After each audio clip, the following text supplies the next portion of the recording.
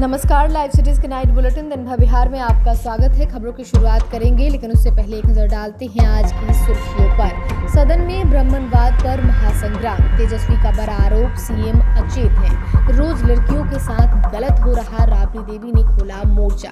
Budget सत्र के बीच Nitish cabinet की बैठक, पप्पू यादव का पटना एसएसपी पर बड़ा आरोप। विधान परिषद में यूनिवर्सिटी के आउटसोर्सिंग कर्मियों का मुद्दा उठा। पप्पू सहनी का फेक इनकाउंटर, मुकेश सहनी की पुलिस को चेतावनी। किशनगंज में महिला डीपीओ को रंगे हाथों घूस लेते उठाया। पटना में 18 लाख रुपए बरामद, चेकिंग में पकड़ा गया। बेकाबू स्कॉर्पियो ने 5 ई रिक्शा को रौंदा, 14 लोग घायल। अब खबरें विस्तार से। बिहार विधानसभा के बजट सत्र का आज 14वां दिन है। विधानसभा में आज माले विधायक संदीप सौरभ ने कहा कि यूजीसी एक्ट का विरोध गलत है। उच्च शिक्षण संस्थानों में जातिवाद भेदभाव को खत्म करने के लिए इस नियम को लागू करना जरूरी है। संदीप सौरभ ने कहा कि ब्राह्मणवाद मानसिकता के लोग इसे लागू नहीं होने देना चाहते। स्पीकर ने ब्राह्मण शब्द को प्रोसीडिंग से हटाने का निर्देश दिया। संदीप सौरभ के बयान के बाद सदन में हंगामा होने लगा। बीजेपी विधायक मिथिलेश तिवारी ने कहा कि विपक्ष को ब्राह्मणवाद समझ नहीं आता। ब्राह्मण के बिना न शादी होती है न श्राद्ध। एक ब्राह्मण ने ही भिक्षा मांगकर काशी विश्वविद्यालय बना दिया। यहाँ न जाने कितने छात्र पढ़ते हैं और इन्हें ब्राह्मण खराब लगते हैं। तीनों लोगों के स्वामी भगवान कृष्ण ने भी आंसू से ब्राह्मण के पैर धोए थे। तेजस्वी यादव ने शुक्रवार को बिहार विधानमंडल के बाहर पत्रकारों से बातचीत में नीतीश कुमार पर जमकर निशाना साधा। उन्होंने राज्य में बढ़ते अपराध के लिए भारतीय जनता पार्टी को जिम्मेदार ठहराते हुए कहा कि बिहार में अब लोकतंत्र नहीं बल्कि गणतंत्र का राज हो गया है।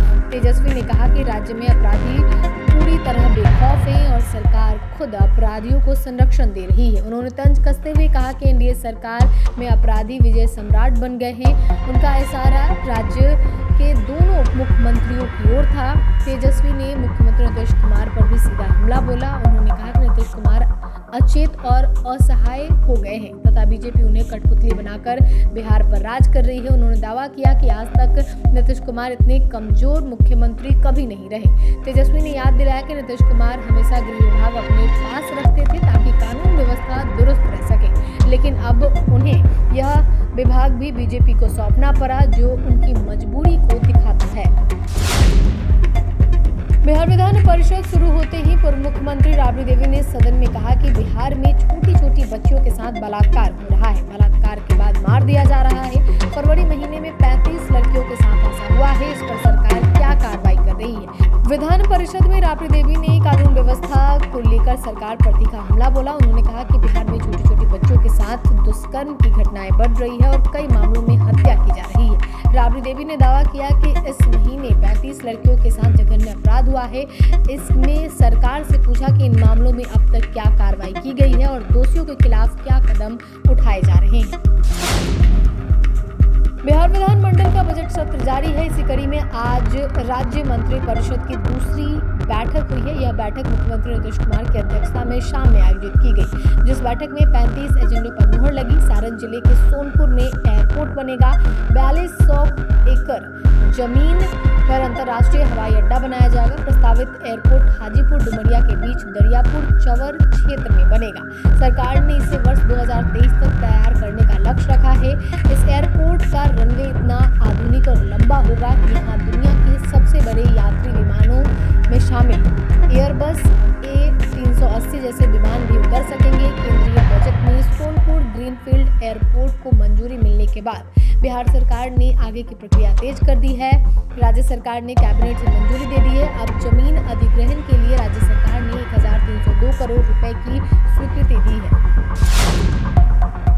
पटना नीट छात्रा मामले में सीबीआई ने जांच की रफ्तार बढ़ा दी है। टीम लगातार अलग अलग एंगल से पड़ताल कर रही है। परिवार, पुलिस अफसर और संबंधित लोगों से दोबारा पूछताछ की जा रही है। सीबीआई टीम ने छात्रा के एक अन्य मामा से जहानाबाद में पूछताछ की। मामी से गया में बात की गई। इधर पूर्णिया सांसद पप्पू यादव ने सोशल मीडिया प्लेटफॉर्म एक्स पर पटना पुलिस पर निशाना साधा। उन्होंने लिखा कि एसएसपी उन्हें बिहार आने से रोकना चाहते हैं। उनकी वायु श्रेणी सुरक्षा में तैनात जवानों को वापस बुलाने का आरोप भी लगाया। फेसबुक लाइव में भी उन्होंने पटना एसएसपी और एसपी की कार्यशैली पर सवाल उठाए। उन्होंने पूछा पूछा कि मनीष को किस मामले में गिरफ्तार किया गया है और हॉस्टल मालिक को अब तक क्यों नहीं पकड़ा गया। बिहार विधान परिषद में प्रोफेसर नवल किशोर यादव ने कहा कि बिहार सरकार ने साल 2018 में पाटलिपुत्र विश्वविद्यालय, मुंगेर विश्वविद्यालय और पूर्णिया विश्वविद्यालय की स्थापना की। उन विश्वविद्यालय में प्राइवेट एजेंसी के माध्यम से कर्मचारी रखा जाता है। इन्हें सरकार 60 साल की रोजगार गारंटी दे और आवश्यकता यह है कि आउटसोर्सिंग कंपनी को 30,000 दिया जाता है, जबकि कर्मियों को वहां 1.5 लाख पेमेंट सरकार कर रही है। सभापति ने कहा कि यह ठीक स्थिति नहीं है, इस पर सरकार को जांच करनी चाहिए। सभी विश्वविद्यालय में इसकी जांच होनी चाहिए। डॉक्टर कुमुद वर्मा ने कहा कि ललित नारायण मिश्र यूनिवर्सिटी का भी यही स्थिति है। शिक्षा मंत्री सुनील कुमार ने कहा कि ऑडिट के तहत सरकार इसकी जांच कराएगी। आउटसोर्सिंग कंपनी को सरकारी निर्देश नहीं दे सकती और 60 साल की नौकरी दे। वीआईपी सुप्रीमो मुकेश सहनी ने पप्पू सहनी एनकाउंटर को लेकर पुलिस पर सवाल खड़ा किया। मुकेश सहनी ने कहा कि पप्पू सहनी का फेक एनकाउंटर हुआ है, उसका एनकाउंटर नहीं, पुलिस ने हत्या किया है। उन्होंने मुजफ्फरपुर के एसएसपी से पूरी तरह जांच करने की मांग की है। उन्होंने कहा है कि एक पुलिसकर्मी को गोली लगती है तो उसे प्राइवेट अस्पताल में भर्ती कराया जाता है, वहीं पप्पू सहनी को सरकारी अस्पताल में भर्ती कराया जाता है, जहां खून की कमी से उसकी मौत हो जाती है। अगर खून की कमी थी तो उसके परिजनों से क्यों नहीं संपर्क किया गया?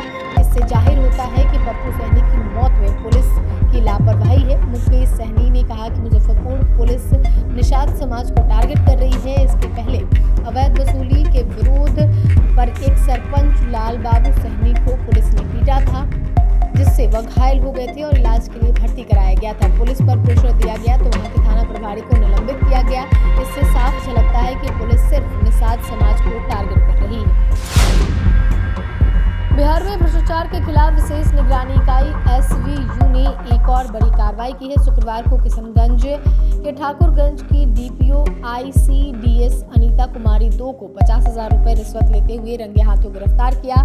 आरोप है कि उन्होंने एक व्यक्ति से सस्पेंड करने की धमकी देकर भारी रकम की मांग की थी। नालंदा जिले के नूरसराय थाना अंतर्गत जगदीशपुर तियारी निवासी नागेंद्र कुमार ने विशेष निगरानी इकाई पटना में लिखित शिकायत दर्ज कराई थी। शिकायत के आधार पर निगरानी की टीम ने जाल बिछाया और अनीता कुमारी को 50,000 रुपए रिश्वत लेते हुए रंगे हाथों पकड़ लिया। शिकायतकर्ता नागेंद्र कुमार ने आरोप लगाया कि डीपीओ अनीता कुमारी उन्हें पत्र गठित कर सस्पेंड करने की धमकी दे रही थी। इस कार्रवाई से बचने के बदले 10 लाख रुपए की रिश्वत की मांग की गई थी। विशेष निगरानी ने इस मामले में भ्रष्टाचार निरोधक कानून की धारा 7 के तहत कांड संख्या 8/2026 दर्ज किया।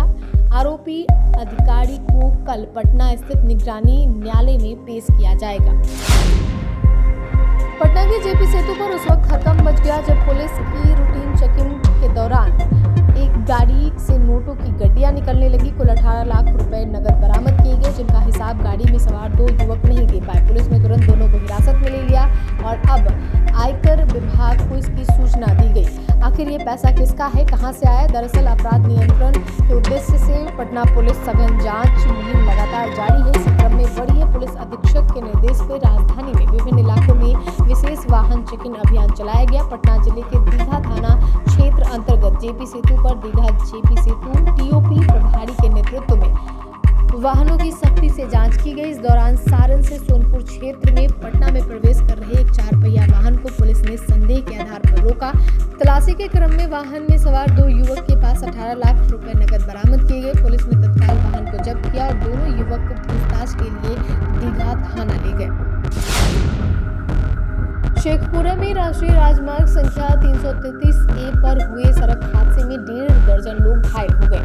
घायलों में 5 की स्थिति गंभीर बताई जा रही है, जिनमें से 2 को पीएमसीएच पटना रेफर किया गया है। यह हादसा एनएच के शेखपुरा सिकंदरा खंड पर शेखपुरा नगर क्षेत्र के एकाद सराय बीघा के पास हुआ, जिसमें सिकंदरा की तरफ से आ रही जाइलो कार ने सामने से 3 ई-रिक्शा को टक्कर मार दी। ई-रिक्शा पर सवार यात्री नवादा जिले के खैरा जलालपुर गांव शेखपुरा के रहने वाले हैं, शादी समारोह में शामिल होने जा रहे थे। वहीं दूसरी ई-रिक्शा पर सवार लोग शेखपुरा बाजार अपने गांव लौट रहे थे और जाइलो गाड़ी पर सवार का कुछ पता नहीं चला है। घायलों में अधिकांश लोग जो है वो गांव के बुजुर्ग और महिला शामिल है। सूचना पाकर अस्पताल अधीक्षक अधीक्षक डॉक्टर अशोक कुमार स्वयं अस्पताल आकर घायलों का इलाज किया। जिलाधिकारी शेखर आनंद, SP Baliram Kumar Chaudhary, SDM Priyanka Kumari, SDPO doctor Rakesh Kumar, विधायक रणधीर सिंह और तमाम लोग पहुंचकर हादसे के कारण की जांच की और दोषियों के विरुद्ध उचित कार्रवाई भी की जाएगी।